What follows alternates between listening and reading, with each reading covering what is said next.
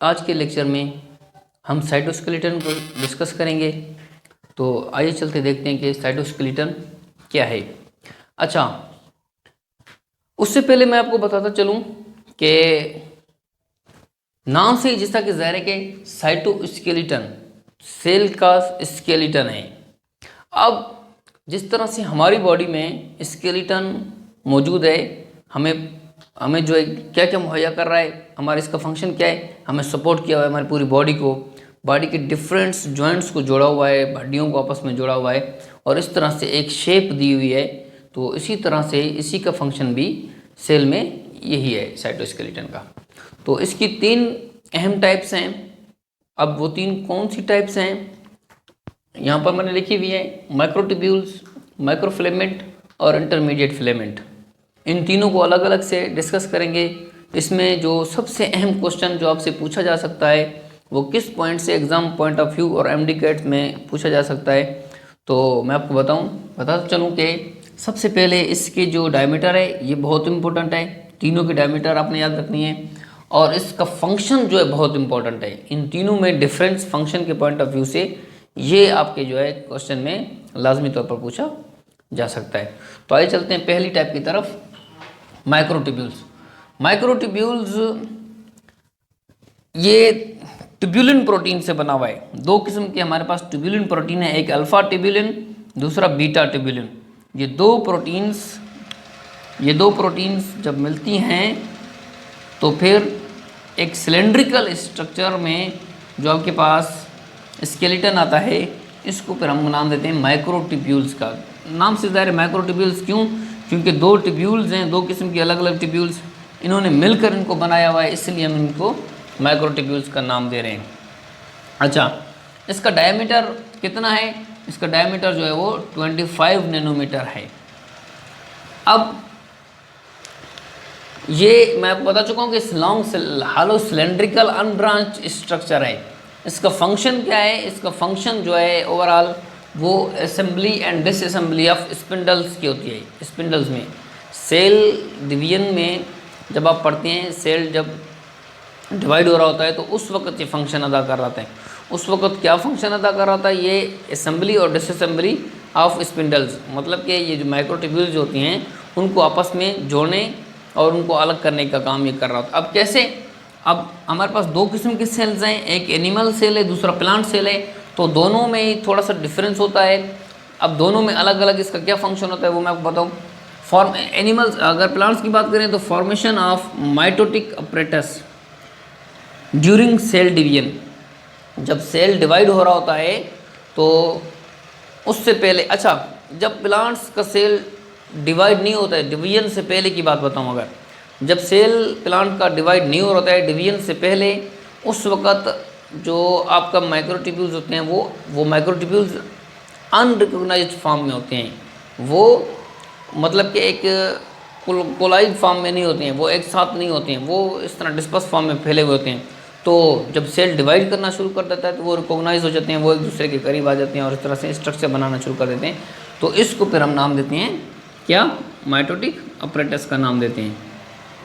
ये तो प्लांट्स की सेल की बात कर रहा हूँ। इसी तरह अगर एनिमल की सेल की बात करें तो एनिमल सेल में इस माइक्रोट्यूब्यूल का क्या काम है? एनिमल के सेल में ये क्या करता है? ये चार किस्म के स्ट्रक्चर फॉर्मेशन करता है। नंबर 1 सीलिया, नंबर 2 फ्लैजिला, सेंट्रियूल्स और बेसल बॉडीज़। ये तीनों की स्ट्रक्चर्स की फॉर्मेशन जो है वो माइक्रोट्यूब्यूल्स के नतीजे में आएगी। अब इसको हम अगले टॉपिक में, अगले लेक्चर में जब जाएंगे तो उसको डिटेल में पढ़ेंगे कि इनके क्या क्या फंक्शन होते हैं। तो अगर मैं आपको बताऊँ कि ये मूवमेंट, असल में ये जो तीनों स्ट्रक्चर थे मूवमेंट का काम कर रहे हैं। जैसे मैं आपको शुरू में बता चुका हूँ कि जिस तरह हमारी बॉडी में जो स्केलेटन है वो शेप दिया हुआ है, स्ट्रक्चर दी हुई है और इस तरह से हमारी बॉडी को सपोर्ट किया हुआ है और मूवमेंट उसकी मदद से हो रही है। तो ये सारा सारा इस वजह से हो रहा है। इसके अलावा इसकी दूसरी टाइप माइक्रोफिलेमेंट। माइक्रोफिलेमेंट, अब इसकी स्ट्रक्चर को देखें तो ये दो चेन से बना हुआ है।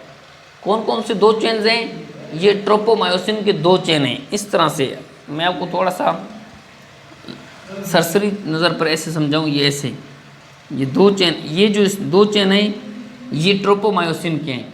अब इन दो चेन के ऊपर प्रोटीन मौजूद हैं। इन प्रोटीन को फिर हम क्या नाम देते हैं, एक्टिन प्रोटीन का नाम देते हैं। ये सारे इस तरह इसके ऊपर इस तरह फैले हुए हैं, आप देखें गौर से, ये 2 चेन है, इन 2 चेन के ऊपर जो है, ये 2 चेन जो है ट्रोपोमायोसिन के हैं, और इन 2 चेन के ऊपर प्रोटीन्स अटैच्ड हैं, उनको फिर हम क्या नाम देते हैं, एक्टिन प्रोटीन कहते हैं। एक्टिन प्रोटीन हमारे पास यहाँ पर 2 किस्म का है, एक है जी प्रोटीन मतलब कि जी एक्टिन, दूसरा एफ एक्टिन। जी एक्टिन का मतलब ग्लोबुलर प्रोटीन है, जी ग्लोबुलर एक्टिन है, और दूसरा जो फिलामेंटस एक्टिन है। तो 2 किस्म के जो हैं एक्टिन हैं, कौन किसके ऊपर, ट्रोपोमायोसिन की चेन के ऊपर। उसके अलावा यहाँ पर आपको थोड़ा सा ब्लू कलर में मैंने आपको दिखाएं, एक और किस्म का प्रोटीन भी है। अब वो कौन सा है, ट्रोपोनिन है। मतलब कि 3 किस्म के आपको प्रोटीन यहाँ पर मिल रहे हैं, ओवरऑल 3 किस्म के आपको प्रोटीन मिल रहे हैं। कौन कौन से, नंबर 1 पे एक डबल चेन है, वो ट्रोपोमायोसिन का बना हुआ है। उस डबल चेन के ऊपर जो है एक्टिन के प्रोटीन मौजूद हैं। एक्टिन के 2 टाइप्स हैं, ग्लोबुलर प्रोटीन है और दूसरा फिलामेंटस है। इसके अलावा जो तीसरी किस्म है वो आपका जो है ट्रोपोनिन, जो मैंने आपको ब्लू कलर से दिखाया हुआ है, ये ट्रिपलेट की फॉर्म में है। ये इस तरह से होता है, किसमें, माइक्रोफिलेमेंट में। माइक्रोफिलेमेंट में ये तो इसकी स्ट्रक्चर हो गई। इसका डायमीटर जो है वो 7 नैनोमीटर है, मतलब कि 7 नैनोमीटर। तो इसके अलावा इसकी अगर हम बात करें तो ये एक्सट्रीमली स्मॉल है, मतलब कि आपके पास तीनों टाइप्स हैं। इन तीनों टाइप्स में से सबसे जो थिक है, थिन है, जो पतला है, सबसे जो पतली लेयर है, पतली जो प्रोटीन की टाइप मौजूद है, साइटोस्केलेटन है, वो आपका माइक्रोफिलेमेंट है। अच्छा, इसका फंक्शन क्या है, इन्वॉल्व इन साइकोलोसिस और साइटोप्लाज्मिक स्ट्रीमिंग। मतलब क्या हुआ कि आपने अमेबा की मिसाल ली। अमेबा में होता क्या है कि अमेबा में जो है उसकी साइटोप्लाज्मिक वाल जो होती है, ये वाली इस तरह से कर्व कर जाती है, कॉन्ट्रैक्ट हो जाती है। क्यों, क्योंकि फूड को एंगल्फ करने के लिए, फूड को अंदर ले जाने के लिए बॉडी में। अब ये फूड इसकी बॉडी में किस तरह से जाएगी, कॉन्ट्रैक्ट होने के बाद इसको इस तरह से कर्व करके लेकर जाएगी, इस तरह से। इसी प्रोसेस को, जो फूड को अंदर लेकर जाने के लिए सेल की जो स्ट्रक्चर को इस्तेमाल कर रहा है, ये साइकोलोसिस कहलाता है, या फिर इसको साइटोप्लाज्मिक स्ट्रीमिंग का नाम देते हैं। ये किस वजह से हो रहा होता है, इस किस्म की आपको माइक्रोफिलेमेंट की वजह से हो रहा है, क्योंकि अमेबा की सेल वॉल पे ये मौजूद होते हैं। अच्छा, ये तो आपका हो गया दूसरी किस्म माइक्रोफिलेमेंट। इसके बाद एक आखिरी टाइप रहेगी इंटरमीडिएट फिलेमेंट। इंटरमीडिएट फिलेमेंट नाम से ज़ाहिर है, इंटरमीडिएट दोनों के दरमियान में। कौन कौन से, आपका माइक्रोट्यूब्यूल्स और माइक्रोफिलेमेंट, मतलब कि किस तरह से दरमियान में। इसकी साइज़ की बात करें, डायमीटर, तो आपको साइज़ जो है वो 8 से 10 नैनोमीटर मिलेगा। अब मैंने आपको क्या कहा कि माइक्रोट्यूब्यूल्स में डायमीटर 25 नैनोमीटर है, आपका जो है इसमें माइक्रोफिलेमेंट में जो है 7 नैनोमीटर है, और इसमें 8 से 10, मतलब इसमें सबसे ज़्यादा डायमीटर है, इसमें सबसे कम डायमीटर है, और इसमें दरमियान में। इसी वजह से इसको हम इंटरमीडिएट फिलेमेंट का नाम दे रहे हैं। दोनों के दरमियान में है, डायमीटर में, साइज़ में, इसीलिए इसको हम इंटरमीडिएट का नाम देते हैं, इंटरमीडिएट फिलेमेंट। अच्छा, इसकी स्ट्रक्चर की बात करें तो स्ट्रक्चर में 3 किस्म के प्रोटीन्स यहाँ पर मौजूद हैं, 3 चेन्स हैं। 3 चेन्स, कौन कौन से 3 चेन्स हैं, वामेंटिन्स के हैं। वामेंटिन एक प्रोटीन है, प्रोटीन की लेयर के 3 लेयर्स होती हैं, इस तरह एक लेयर, ये दूसरी लेयर, इस तरह से तीसरी लेयर। तीनों लेयर्स ने मिलकर जो स्ट्रक्चर बनाई है, इसको हम इंटरमीडिएट फिलेमेंट कहते हैं। इनका डायमीटर जो है 8 से 10 नैनोमीटर होता है। इसकी फंक्शन की बात करें तो साइज़ में आपको पता चलो इंटरमीडिएट है, दोनों के दरमियान में। Provide mechanical support to nuclear envelope and cell membrane. अच्छा, ये जो है सेल को एक स्ट्रेंथ दे रहा है उसकी स्ट्रक्चर को मेंटेन करने में। इससे पहले मैं आपको बता चुका हूँ कि सिर्फ ये स्ट्रक्चर नहीं है, इससे पहले भी हम एंडोप्लाज्मिक रेटिकुलम जब हम पढ़ रहे थे तो मैंने आपको बताया था कि एंडोप्लाज्मिक रेटिकुलम ने इसकी स्ट्रक्चर को जो है स्ट्रेंथ दी हुई है, और उस तरह से उसको जो है एक स्पेसिफिक मतलब स्ट्रक्चर बनाई हुई है ताकि वो डिस्पर्स ना हो। क्योंकि आपको देखें सेल के अंदर बहुत सारे ऑर्गेनील्स होती हैं, ऐसे नहीं होता है कि एक ऑर्गेनील जाकर दूसरी जगह पर चला जाए, नहीं। क्यों, क्योंकि इस तरह के structure intermediate filament, endoplasmic reticulum और इस तरह के सेल वाल वगैरह और स्ट्रक्चर जो होती हैं, उन्होंने क्या किया होता है, एक ऑर्गेनील को स्पेसिफिक प्लेस पे रखा होता है।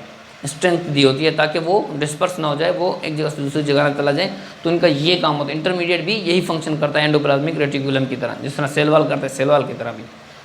इसके बाद provide integration between cellular compartment. अच्छा, अब वही बात दोबारा से कि एक मिसाल के तौर पर ऑर्गेनील है, उसकी पोजीशन है सेल में, उस पोजीशन में एक ऑर्गेनील पड़ी हुई है, एक कंपार्टमेंट हो गया ये। उसी तरह दूसरी ऑर्गेनील है उसके करीब पड़ी हुई है, तो उसके जो इर्द जो एरिया है ये दूसरा कंपार्टमेंट है। अब इन दोनों कंपार्टमेंट के दरमियान जो रीजन है ये दोनों को एक ही प्लेस में रखा हुआ है, एक ही जगह में रखा हुआ है, तो इसको फिर हम क्या नाम देते हैं कि इंटीग्रेशन का नाम। इंटीग्रेट मतलब है कि एक जो ऑर्गेनील है एक ही प्लेस में रखी रहे, एक ही जगह पर पड़ी रहे, वो दूसरी जगह पर ना चली जाए, तो इंटीग्रेशन भी ये देता है।